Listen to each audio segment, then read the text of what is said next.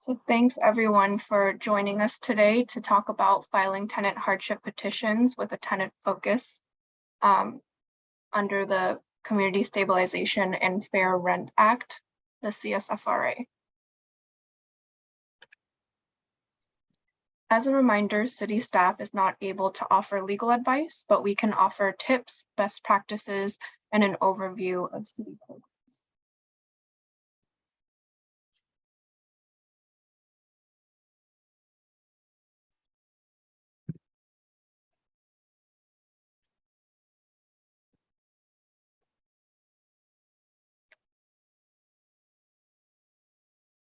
The two of us here today that are helping with explaining the filing of tenant hardship petitions is our program manager, Anki Vanderson, and myself, Joanne Pham. How this webinar works is city staff will give the presentation. Members of the public may use the question and answer icon to ask questions, and city staff will answer questions either at the end of each section or at the end of the webinar.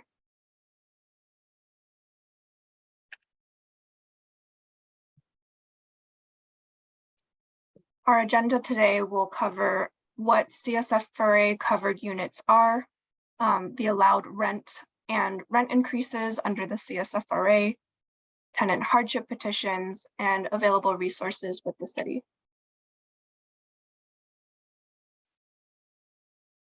So let's get into CSFRA covered units. The CSFRA is a voter-approved measure to stabilize the community by reducing housing turnover in certain rental units by stabilizing rents, providing eviction protections, ensuring a fair rate of return,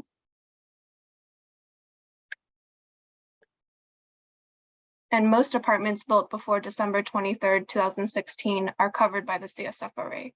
They are either fully covered, which means they have both rent stabilization and eviction protections, or they are partially covered, which means they have eviction protections only. If they are built before 1995 and they are not a government or subsidized rental unit, they are considered most likely fully covered. If the apartment complex is built between 1995 and 2017, and are not a government or subsidized rental unit, they may be partially covered.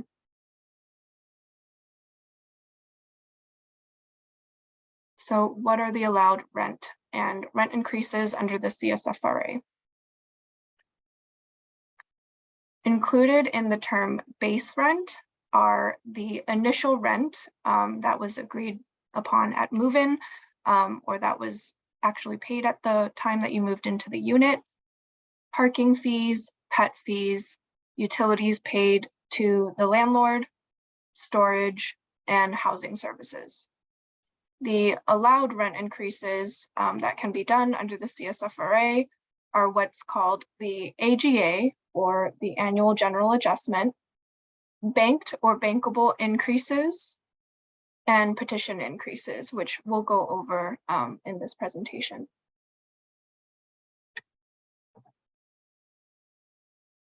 Annual general adjustments are the allowed percentage of rent increases that are applied to CSFRA covered units for the year effective September 1st.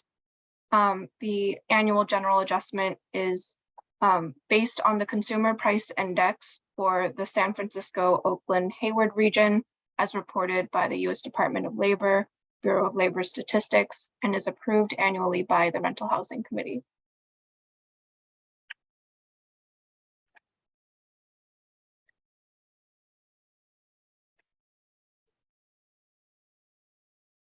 This year's annual general adjustment for the year 2022 through 2023 begins on September 1st, 2022, and it will be effective through August 31st, 2023, allowing for a 5% rent increase on the previous or base rent. Please remember that only one increase is allowed every 12 months. So if you are receiving multiple increases within 12 months, please contact our office.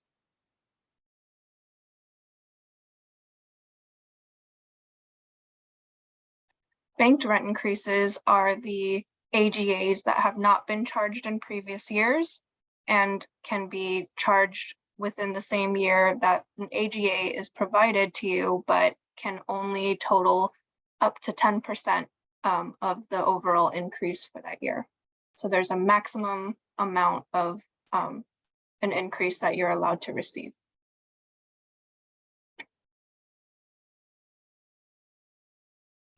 This is the form that landlords have the option of using that is provided by our office, and provides a breakdown of the different annual general adjustments that could be imposed on you for that year.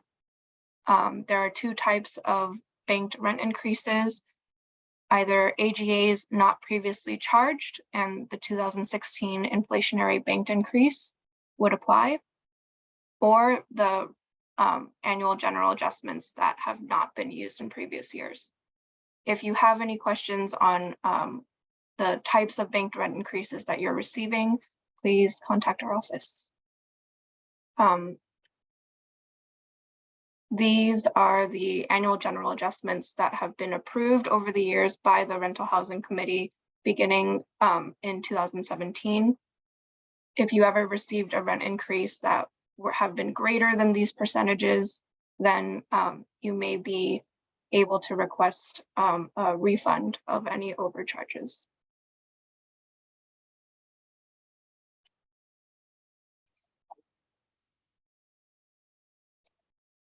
I am going to pause just for a second since we do have another attendee here. And I wanted to double check if you or someone who is interested in this presentation need Spanish translation at this time. Please feel free to let us know in the chat, Q&A box, or by raising your hand, and we can unmute you. Buenas tardes, estamos mirando que acaban de llegar unas personas nuevas. Si ustedes necesitan interpretación al español, por favor levante la mano. Lo puede también escribir en el chat o en el QIA.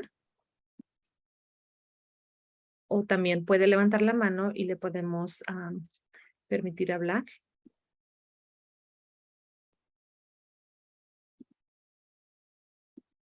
Okay.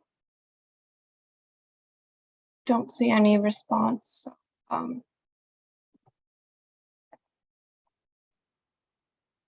think at this time, thank you, Anna, for joining us to provide Spanish translation. If you'd like to hang back and watch the presentation, you can, but I think you can also leave since it doesn't seem that Spanish translation is needed for this presentation. Awesome, thank you. I'll stay here. Thank you. Okay, continuing with the petitions for upward adjustment of rent. This is another way that rent can be increased above the allowed annual general adjustment, or AGA. Landlord petitions can be filed if the landlord does not believe the AGA is providing a fair and reasonable return on their investment. There are two types of landlord petitions that can be filed. The first is a maintenance of net operating income petition, which ensures a fair and reasonable rate of return for a rental property and can be filed when the property is no longer operating at the profitable rate that it was in 2015. Then there is the specified capital improvement petition, which provides recovery of costs for certain capital improvements that extend the useful life of the covered unit. If a tenant is served with one of these petitions, there are opportunities to file a response as well. And in addition to filing a response, tenants can submit what's called the Tenant Hardship Petition if they receive a rent increase greater than the AGA, meaning they either received a banked rent increase or a landlord petition. Tenants can only request a hardship on the rent increase amount that exceeds the current annual general adjustment.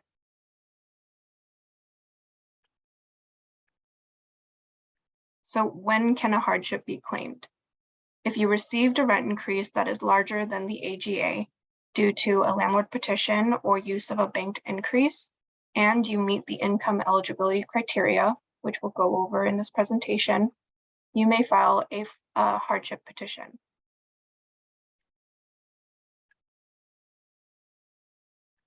Just a quick look at the eligibility criteria right now, which we'll also go over again later in the presentation. There are several brackets for which you can qualify for a hardship reduction. So first is if you have inadequate household income or are severely rent burdened, meaning you either have income that is within the 100% AMI range for your household size. Looking at the chart at the bottom of the screen, we provide the area median income ranges for 100% area median income and 120% area median income. Severely rent burdened would mean you pay more than 50% of your income or household income towards rent. And then you can qualify by these other four categories here, which mean you have equal to or less than 120% of the area median income, and your primary residence is also of a dependent who is 18 years old or younger.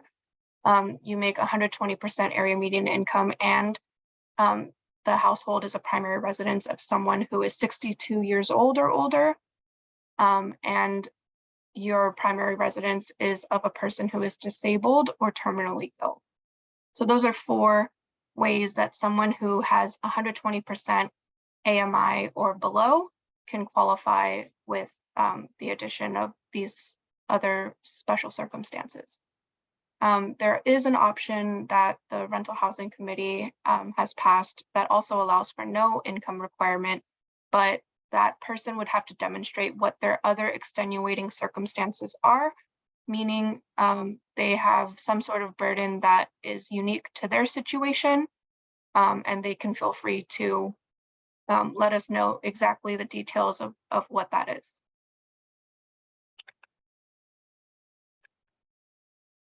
So at this time, if anyone has any questions about the content we've just covered, please feel free to raise your hand so I can unmute you, or you can write in the chat or the Q&A box.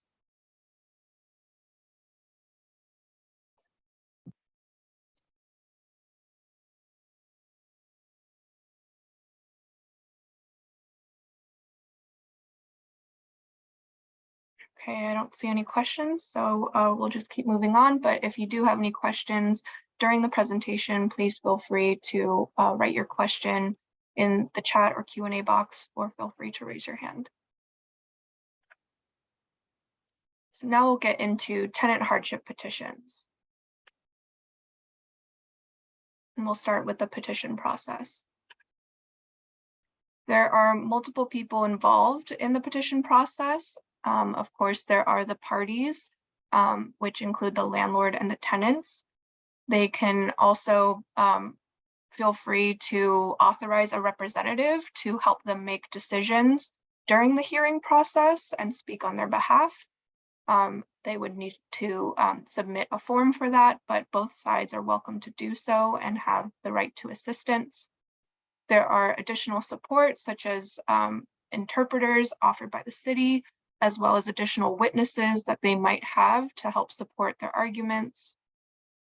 And then finally, there's the administrators of the hearing process, including the hearing officer and our rent stabilization staff. Our hearing officers must have Juris Doctor or equivalent degrees and must be in good standing with the California or other state bar. They are experienced as judges, arbitrators, or have served in other jurisdictions as hearing officers and are appointed by the Rental Housing Committee to render decisions on our petitions.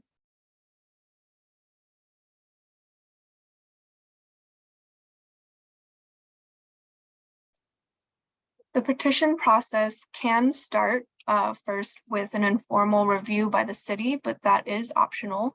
That entails completing the petition and submitting a copy for our review, which we'll go over soon. The second step is petition service and filing. then the acceptance of the petition by the city, any landlord responses, if they do have a response to your petition, a pre-hearing settlement meeting, which is also an optional step if the petitioner, in this case, the tenant, requests the opportunity to have one and the landlord agrees to participate.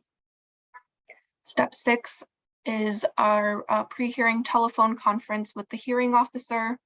Step 7 would be the hearing itself.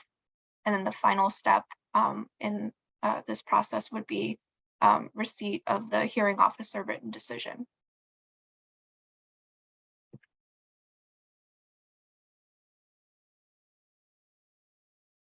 So before starting a hardship petition, we recommend that you check if your unit is covered by the CSFRA, which you can do by contacting our office and we can look that up for you. We also have a section of our website where you can type in the address to see if it is covered. Next, we would recommend making sure that the tenant hardship petition is the right petition for your situation.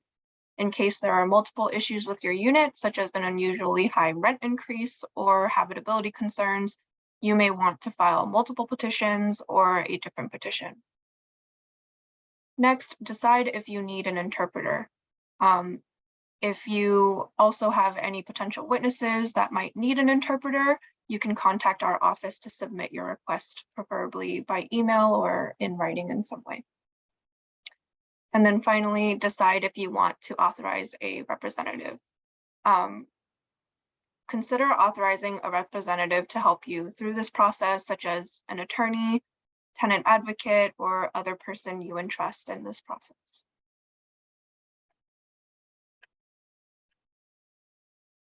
The informal review process, as I mentioned earlier, is optional, but it does require some steps that you would do in the normal filing process, such as downloading the petition forms and workbook at our website here at mountainview.gov/rent stabilization/forms, gather your supporting documents, and make sure you can provide as much of that as possible for the hearing officer's consideration. Complete the petition packet, which means the petition form, petition workbook, and the notice of submission and proof of service, and schedule an informal review with our rent stabilization staff if you desire. If you choose to have your petition packet informally reviewed prior to filing in service, you'll also have the benefit of having staff review the information and documents for completeness to avoid having to reserve the documents if you discover later that changes are needed.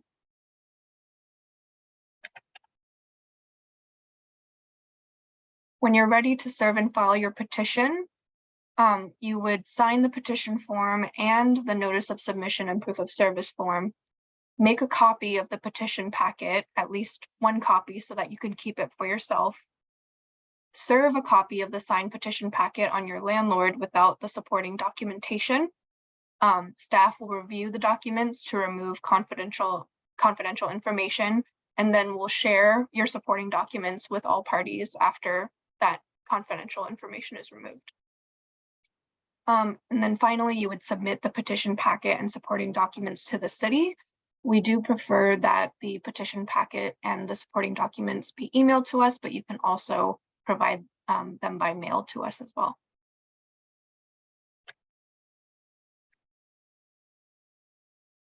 Once the petition has been filed with the city, staff will formally review the petition packet for completeness, and if it is complete, we will serve all parties with what's called a notice of acceptance. The hearing information sheet that is attached to the notice of acceptance is very helpful and is highly recommended to be reviewed before the hearing process begins. And once the petition is accepted, the hearing process will move forward. Your landlord may file a response to your tenant hardship petition within 30 days of acceptance of your hardship petition. They must serve the response on you, the tenant petitioner, at the same time. Staff will review and redact any supporting documents submitted by the landlord, just as we do with your supporting documents, and provide redacted versions to all parties. We won't provide any redacted versions to other tenants involved if there is a landlord petition that this is in response to, but we will serve it on the landlord. And a copy will be forwarded to the hearing officer for consideration during the hearing process.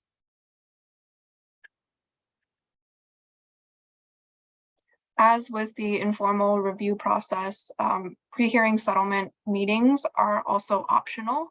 A hearing officer would act as a neutral third party to informally explore settlement with the involved parties. The pre-hearing settlement meeting is a confidential process, and nothing said during the meeting can be used against either party if there is no settlement. If the parties reach an agreement, the petition process stops when the petitioner withdraws their petition, except in the case of landlord petitions. If the parties do not reach an agreement, the petition will move forward to a pre-hearing conference. If you request a settlement meeting in your completed hardship petition and the landlord agrees to participate, that is when the hearing officer would be assigned.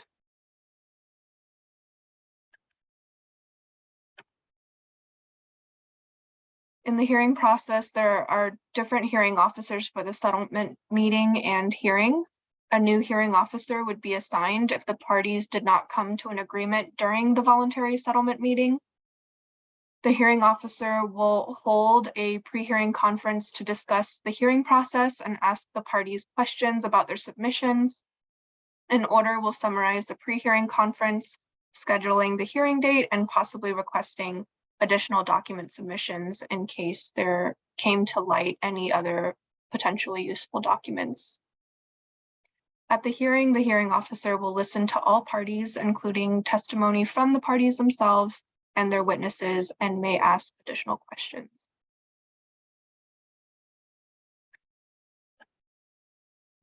And then finally, if the parties had reached settlement during the settlement conference, just be aware there will be no hearing officer written decision.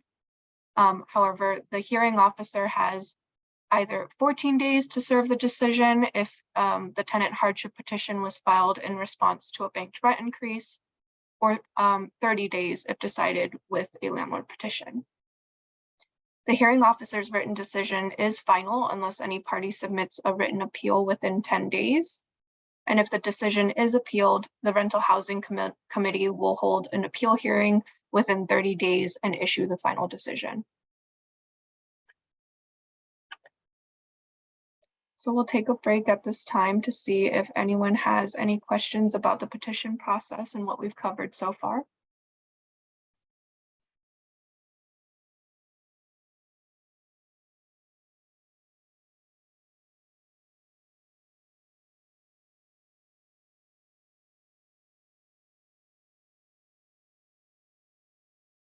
Okay, I don't see any hands or any questions in the chat. So next we'll go into filing tenant hardship petitions.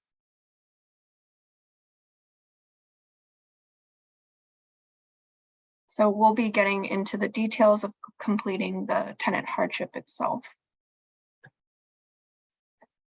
You will need to know or find the following information to complete your petition, including the contact information of all tenants 18 years old or older living in the household, the landlord's contact information, the basis for filing a tenant hardship petition based on the eligibility criteria, previous rent increases imposed on you by your landlord or as far back as you can remember, your base rent, which is usually the initial rent when you first moved into the unit, unless you've been living there since October 19th, 2015, then it would be the rent that existed on that date. The income of each household member who is 18 years old or older, and any supporting documents based on the eligibility criteria you selected as your reason for filing a tenant hardship petition.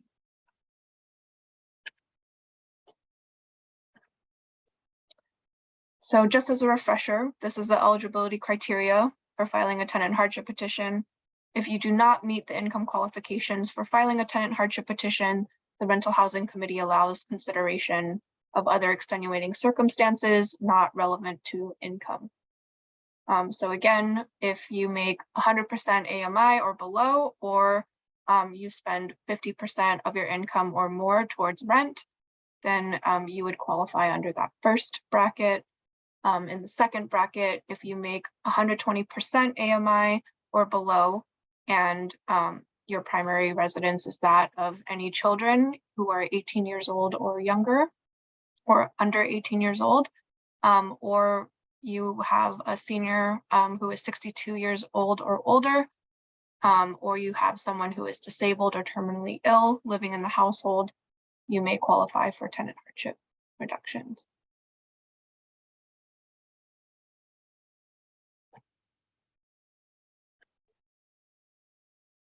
Here are some suggested documents you should submit to the city when filing your tenant hardship petition, depending on the type of eligibility.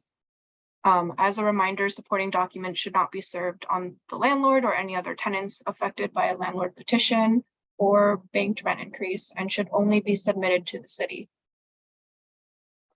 So for proof of income, you can provide you must provide at least 12 months prior to your submission of the tenant hardship petition as proof of income, including either pay stubs or bank statements, your tax returns, if you're filing neatly on January 1st or in January, your Social Security benefits, if you receive those, or any unemployment benefits.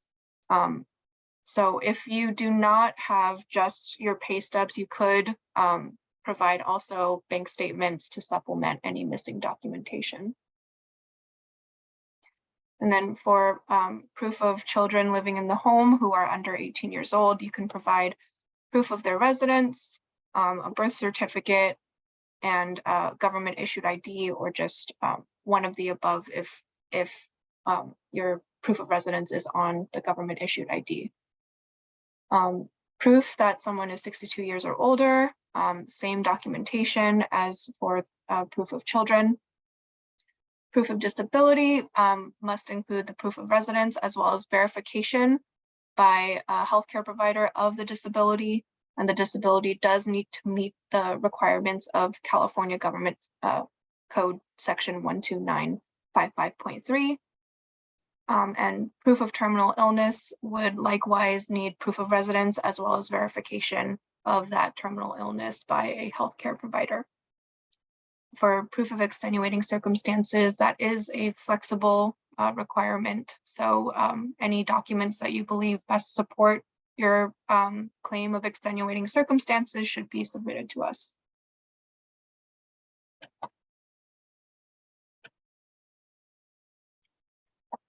Just a quick overview of the Petition C form.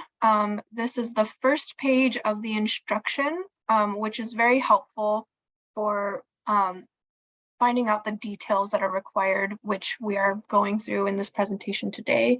But this instruction sheet is actually very helpful for the entire petition process, which also includes a workbook. On the right, you'll see that we have a fillable form. It is a couple pages behind the instruction forms, and you'll be able to type in your responses so that you can submit those to us, or you can print it out and write it by hand.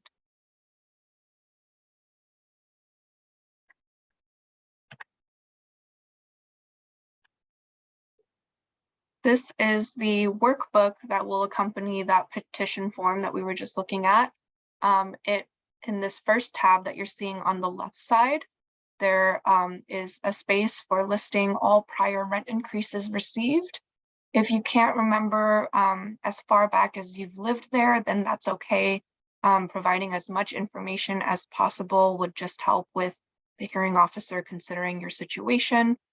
For the worksheet on the right, this provides a space for informing us of the income of each person living in the household who is 18 years old or older.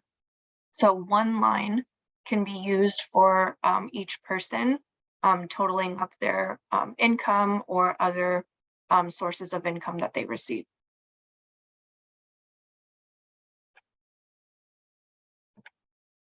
And these forms can be found on our website at this link here. And we will be sending out a PDF copy of our slides after this presentation so that you can all have a copy of that. And now we'll take up another break for any questions that anyone might have about what we've covered so far.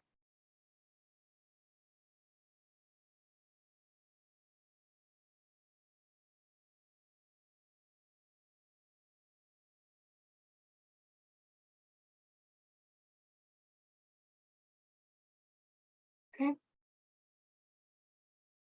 So next we'll go into our resources. We'll go through the city website as well as our Housing and Eviction Help Center, our Mountain View Rental Housing Helpline, our upcoming clinics and workshops, and our legal resources that are available to tenants. Our primary website is mountainview.gov/rent stabilization. Here you can find all of our petition forms as well as the Csfra regulations and the act itself. You can also find information about COVID-19 rent relief and what's going on with that situation, as well as other resources such as relevant to our mobile home rent stabilization ordinance. At the bottom of the page, we just wanted to remind everyone that there is an option of choosing your preferred language for Google Translation.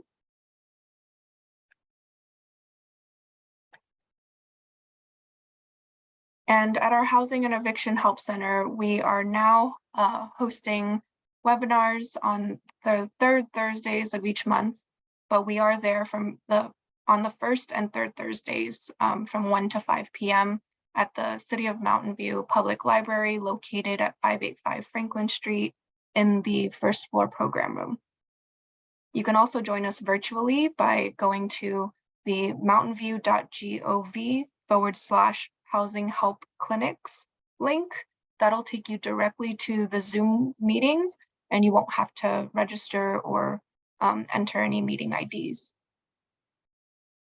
If you need help or have questions with rent stabilization, affordable housing, rent and utility assistance, eviction protections, mediation services, if you need to help with reviewing an eviction notice, any legal referrals or food distribution and family services, we can help at the Housing and Eviction Help Center.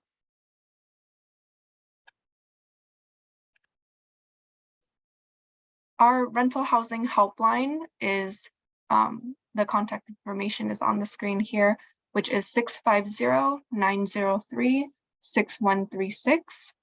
We can also be reached at our email mvrent@mountainview.gov. We have some upcoming webinars. This next webinar will be held through the Housing and Eviction Help Center on August 18th at 4 p.m. And we'll cover how to apply for below market rate and affordable housing. And this webinar will be in English and Spanish. We also have office hours every Tuesday from 10 a.m. to 12 p.m., which is held virtually. And anyone interested in asking any questions about petitions, any housing related issues, or any other housing related topics can join us by registering at mountainview.gov/RSP clinics.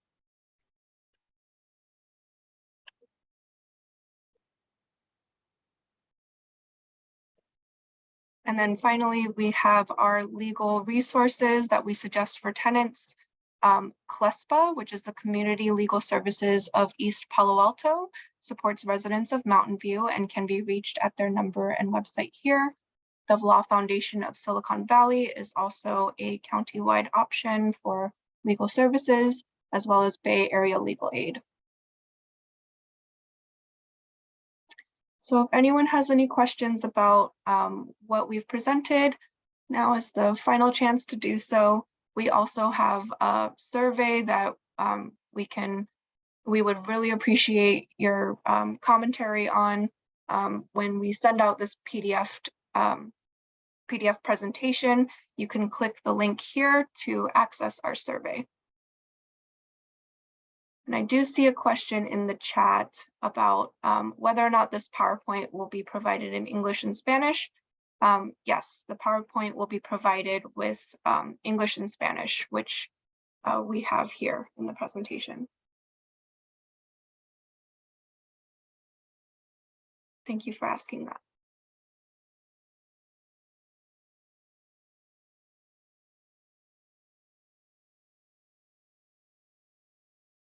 Okay, if anyone has any final questions, you can raise your hand even, but if not, then you can always email us at mvrent@mountainview.gov, and we'd be happy to hear from you. We hope that you enjoyed the presentation today and learned what you needed to for filing tenant hardship petitions.